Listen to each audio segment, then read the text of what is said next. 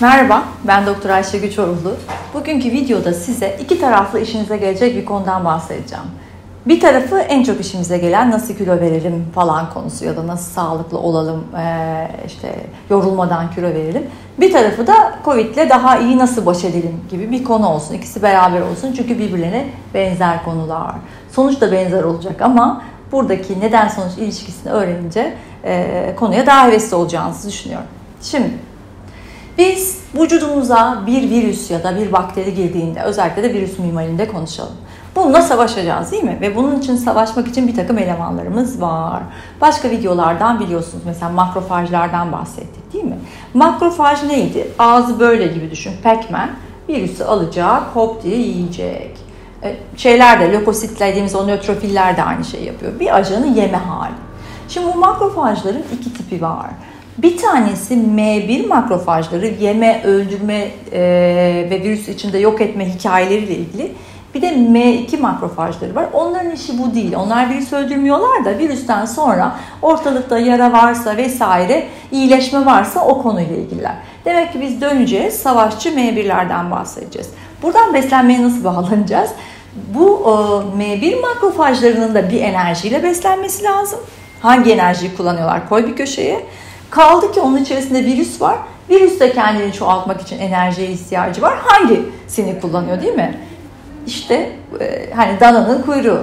Hem savaşçı M1 makrofajları hem de virüsün kendisi hem şekeri hem de proteini ama bizim kaslarımızda en çok olan glutamin denen bir protein maddesini ikisini de çok seviyorlar enerji için. Neden bu iki maddeyi seviyor her ikisi de? Çünkü bunların ikisi, özellikle şeker, çok hızlı, fast, dirty fuel diyoruz. Hızlı, kirli, yakıt. Çok hızlı enerjiye dönüşebildiği için az enerji üretse bile hem makrofajlar bunu kullanmayı tercih ediyor hem virüs kendisini çoğaltmak için bunu kullanmayı tercih ediyor. Kaldı ki yine eğer ortalıklarda yani bu enerjinin backup'ı olarak da mesela virüsler kastan çalmak diyeceğim ama yanlış olmasın medikal olarak, glutamin dediğimiz bir aminosit de kullanarak kendilerini çoğaltıyorlar. Hatta kanser hücreleri de onu kullanır. Glutamin vücutta olan ve kaslarda çok büyük miktarda olan bizim hani temel proteinlerimizden biri ni kullanıyorlar. Bunun neden yapıyorlar? İşte şekerle glutamini beraber kullanıyorlar ve yağı kullanmayı tercih etmiyorlar.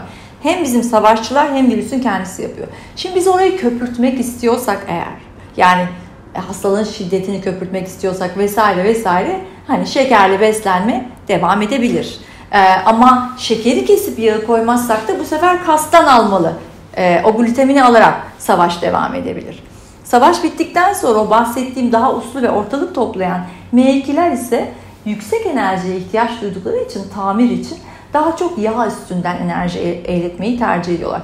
Demek ki savaş tarafına ve virüsü beslemeye gitmek istemiyorsak, yani zaten şöyle, virüsle savaşmak için makrofajlar devreye girip olayı hallediyor ama biliyorsunuz ki hastalıkların virüs gittikten sonra da hani sitokin hikayesiyle uzayan bir kısmı var.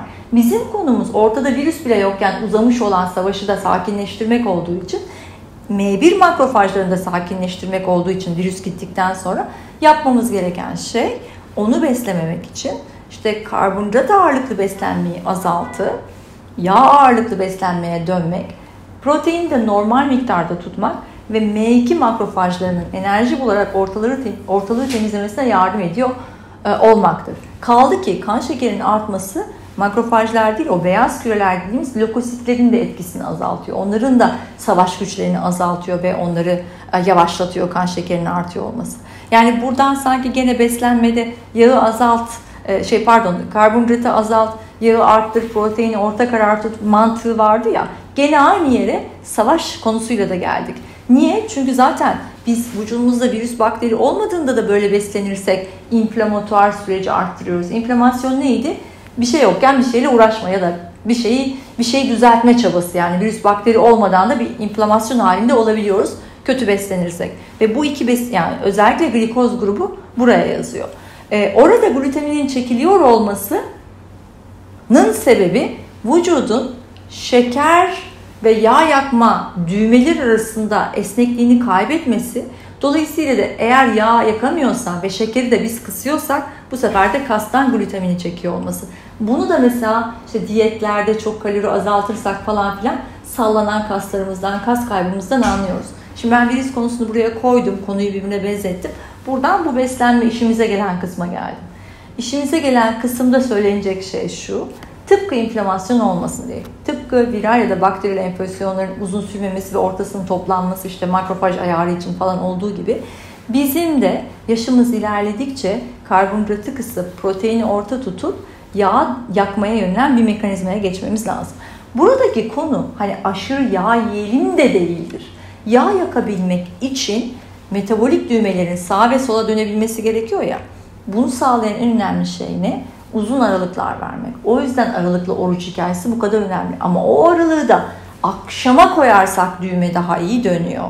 Yani hasta da olsak, kilo vermek de istiyor olsak, yaşlanmış metabolizmayı hızlandırmak istiyor da olsak, daha genç kalmak da istiyor olsak yapacağımız şey aşağı yukarı gene aynı.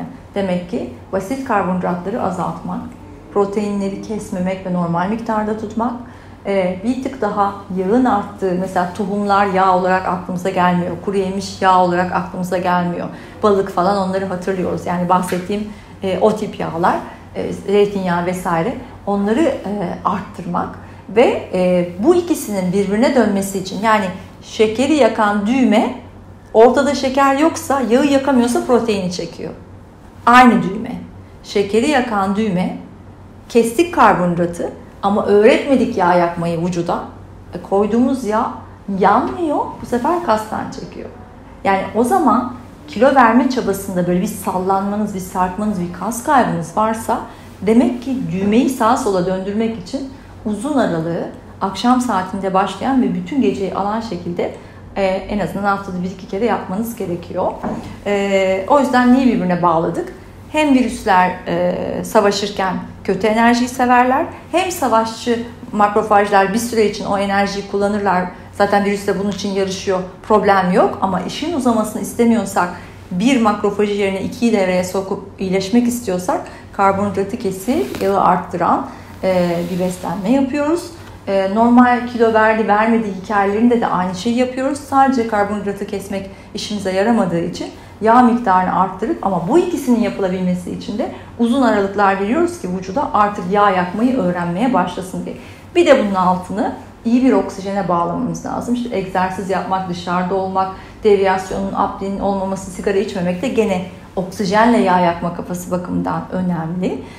Hem bağışıklık hem kilo vermek aynı mantık altında aslında toplanıyor. Hatta biz bunu alıp kansere de bunu koyabiliriz.